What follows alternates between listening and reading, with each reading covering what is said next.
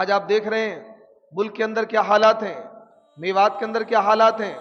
اور آپ کے گڑگاؤں کے اندر ظالموں نے ایک امام کو 20 سال کے امام کو شہید کر دیا۔ کئی لوگوں کی بھیڑ جس طریقے سے ہندوستان میں یہ ہوتا چلا رہا ہے، موب لنچنگ ہو رہی ہے مسلمان کی، اسی طریقے سے اس مسجد کے اندر پولیس کی نگرانی میں، پولیس وہاں باقاعدہ باہر لگی ہوئی تھی، اس کے باوجود وہ پولیس ان کو روکنے میں ناکام ہوئی اور آخرکار وہ 19 سالہ نوجوان، وہ مسجد کا امام شہید کر دیا گیا۔ لیکن آپ اس بات کو یاد رکھیں، یہ شہادتیں، یہ قربانیاں رائے گاہ نہیں جائیں گی، یہ انقلاب لائیں گی۔ اگر اسی طریقے سے اس ملک کے اندر ظلم ہوتا رہا، کوئی بھی حکومت، یاد رکھیں یہ انسانی تاریخ ہے، کوئی بھی حکومت ظلم کی بنیاد پر نہیں ٹک سکتی ہے۔ کافر کفر کے ساتھ حکومت کر سکتا ہے، ظالم ظلم کے ساتھ حکومت نہیں کر سکتا ہے۔ دنیا میں بہت سی حکومتیں ہیں، آپ یورپ کے اندر چلے جائیے، ساری کیا ہیں غیر مسلم، بہت ساری حکومتیں، کئی سو حکومتیں نان مسلمز کی ہیں، لیکن ان کے وہاں عدل ہے، ان کے وہاں انصاف ہے۔ آج ان کے ملک ترقی کر رہے ہیں۔ جب سے ہمارے اس ملک کے اندر بدامنی پھیلی ہے اور ناانصافی آئی ہے اور اس طریقے سے اقلیتوں کو، مسلمانوں کو، دلتوں کو اور مارا جا رہا ہے، ان کو نشانہ بنایا جا رہا ہے، اس وقت سے ہمارے ملک کی ترقی رک گئی ہے، اس وقت سے ہمارے ملک کا برا حال ہے، کیونکہ اللہ کا ایک نظام ہے، اگر جہاں ظلم ہوگا وہاں ترقی نہیں ہوتی ہے، اور ظلم کی بنیاد پر کوئی بھی حکومت زیادہ لمبی نہیں چل سکتی ہے۔ یہ کیا حکومت ہے؟ ہلاکو خان سے بڑی حکومت نہیں ہے، چنگیز خان سے بڑی حکومت نہیں ہے، اور اسی طریقے سے بڑے بڑے ظالم و جابر اس دنیا کے اندر آئے، لیکن ایک وقت آیا ان کا بھی خاتمہ ہو گیا۔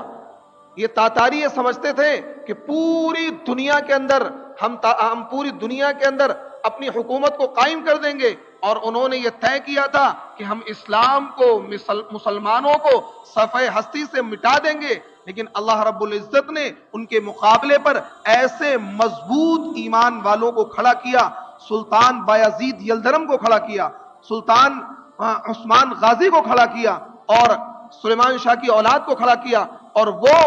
وہ تاتاری جو یہ سمجھتے تھے کہ ہم پوری دنیا پر قابض ہو جائیں گے اور پوری دنیا کی حکومتوں کو تہو بالا کر کے اور اپنی حکومت کو بنا لیں گے، لیکن آخرکار انہیں شکست کا سامنا کرنا پڑا، اور آج تاتاریوں کا نام و نشان نہیں ہے، لیکن مسلمان بھی موجود ہے اور اسلام بھی موجود ہے، قرآن بھی موجود ہے، نبی کے ماننے والے بھی موجود ہیں۔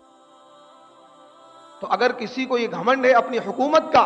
اور اس بات کا گھمنڈ ہے کہ ہماری حکومت ہے اور ہم کچھ بھی کر سکتے ہیں، یہ حکومتیں الٹتی پلٹتی رہتی ہیں، یہ دن الٹتے پلٹتے رہتے ہیں۔ قرآن پاک میں اللہ نے ارشاد فرمایا وَتِلْكَ الْأَيَّامُ نُدَاوِلُهَا بَيْنَ النَّاسِ، یہ دن الٹتے پلٹتے رہتے ہیں۔ آج کسی کی حکومت ہے، کل کو کسی کی بھی حکومت ہے۔ اگر آپ یہ چاہتے ہیں کہ آپ لمبی حکومت کریں، اگر آپ یہ چاہتے ہیں کہ اس ملک پر لمبا راج کریں، تو آپ کو چاہیے کہ آپ عدل قائم کریں، انصاف قائم کریں، ملک میں جو پھیلی بدامنی ہے اس بدامنی کو ختم کریں۔ آج ملک فسادات کی زد میں ہے۔ منی پور میں کیا ہو رہا ہے؟ ایک لمبے عرصے سے ننگا ناچ ہو رہا ہے، وہاں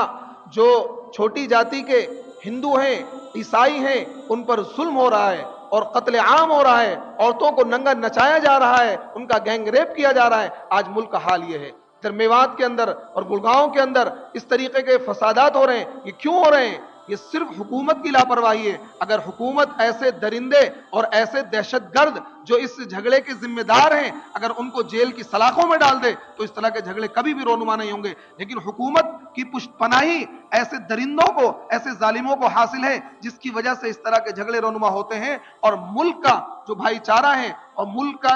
جو امن و امان ہے وہ خطرے میں پڑ جاتا ہے۔ لیکن آج بہت سے ایسے لوگ ہیں اس بات کو سمجھ رہے ہیں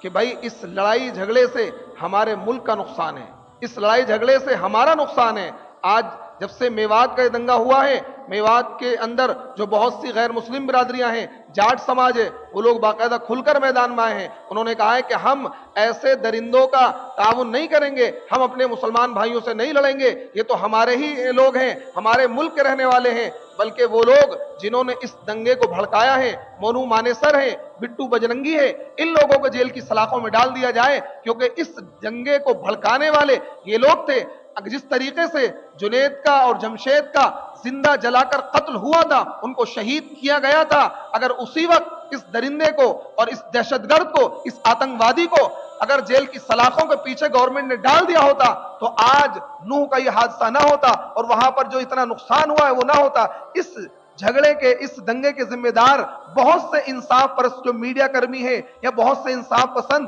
جو ہندو بھائی اور اس بات کو کہہ رہے ہیں، اس جھگڑے کے ذمہ دار اصل میں بٹو بجرنگی اور مونو مانیسر ہیں، اور یہ بجرنگ دل کے آتنکوادی اور یہ دہشت گرد ہیں جنہوں نے اس ملک کے امن و امان کو خطرے میں ڈالا ہے.